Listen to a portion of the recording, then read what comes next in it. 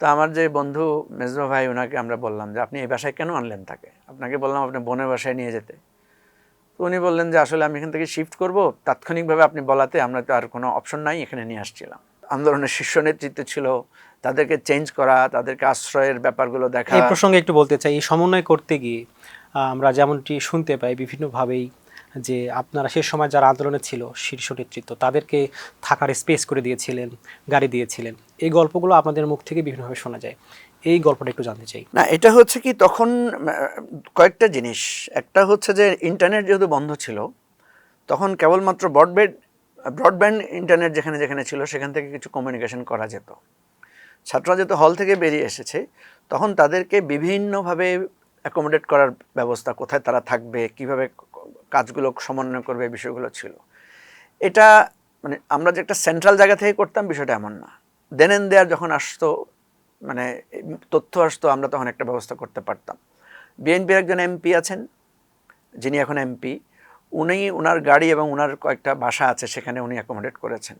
কয়েকটা সংবাদ সংস্থা আছে, কয়েকটা সিনিয়র পর্যায়ের মানে নন প্রফেশন, মানে এটাকে কী বলবো, এনজিও কেন্দ্রিক কিছু লোকজন ছিল, তারা বিভিন্নভাবে ছাত্রদেরকে আমরা রাখার ব্যবস্থা করেছি এক এক দিন এক এক জায়গায়। আমার যেটা মানে বেশি স্মৃতিময় মানে এবং একটু দুঃখেরও, সেটা হচ্ছে লাস্ট সম্ভবত এরকম 18 বা 19 তারিখ, 19 বা 20 তারিখ এরকম হবে। আমি তখন অসুস্থ, আমার গুলিবিদ্ধ ছিলাম।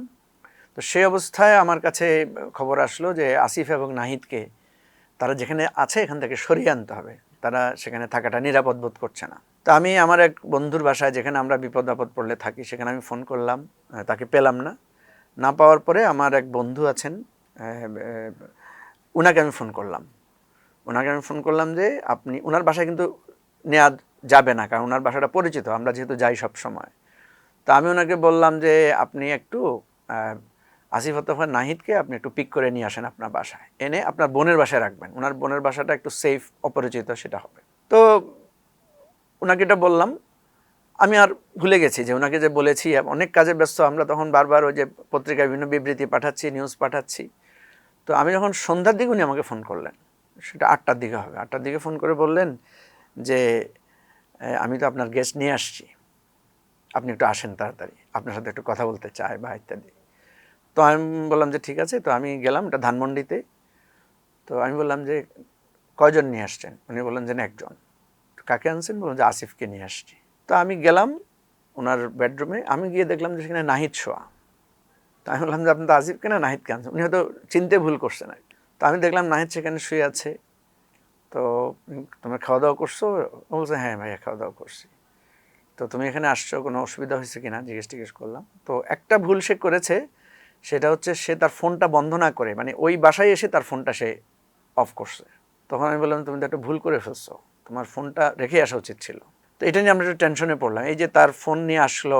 তো ওই সময়ই আবার ধানমন্ডিতে মারামারি হচ্ছিল, মানে ধানমন্ডি আওয়ামী লীগ অফিসের দিকে অ্যাটাক হচ্ছিল, গুলির আওয়াজ শুনে আমরা বললাম যে ঠিক আছে তুমি থাকো, আমরা একটু আসতেছি। তা আমরা তখন কারফিউ শুরু হয়ে গেছে, আমরা গেলাম, গিয়ে দেখি ওখানে মারামারির মধ্যে আমরা আবার জড়িয়ে গেলাম সেখানে। ছাত্রদের অনেক রাত পর্যন্ত ওই পরিস্থিতি ঠান্ডা করে সবাইকে সেফ করে নিয়ে আসার পরে প্রায় 1টার দিকে আমরা আবার ফিরে আসলাম। ফিরে এসে দেখি নাহিদ ওখানে নাই।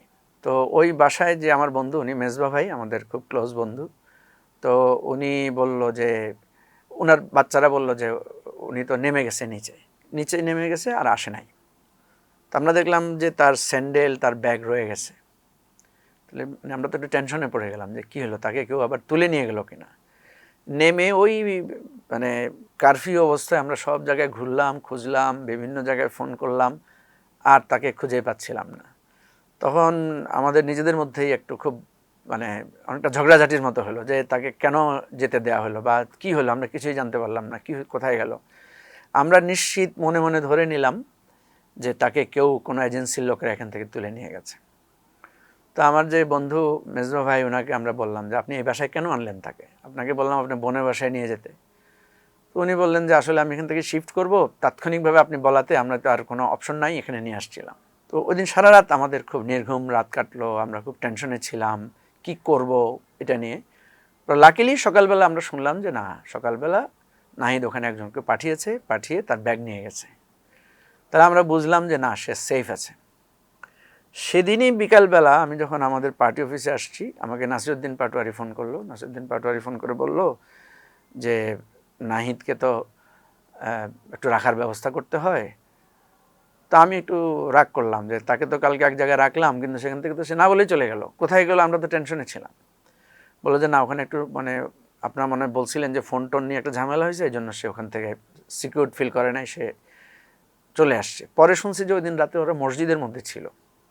যাই হোক, নাসিরউদ্দিন পাটোয়ারি আমাকে বলল যে এখন, আমি বললাম যে আমি একটু রাগ করলাম তার উপরে। আমি বললাম যে এখন আর কোথাও ব্যবস্থা করা যাবে না, এই তোমার কাছে রেখে দাও, আজকে কালকে দেখা যাক কী করা যায়। তো এই কথা বলে আমি কমিউনিকেশন কাট করে দিলাম। রাত প্রায় 2টা কি 2:30 বাজে নাসিরউদ্দিন পাটোয়ারি আমাকে ফোন করলো। ফোন করে বলল যে ভাইয়া, নাহিদকে তো আমার বাসা থেকে ডিবি তুলে নিয়ে গেছে।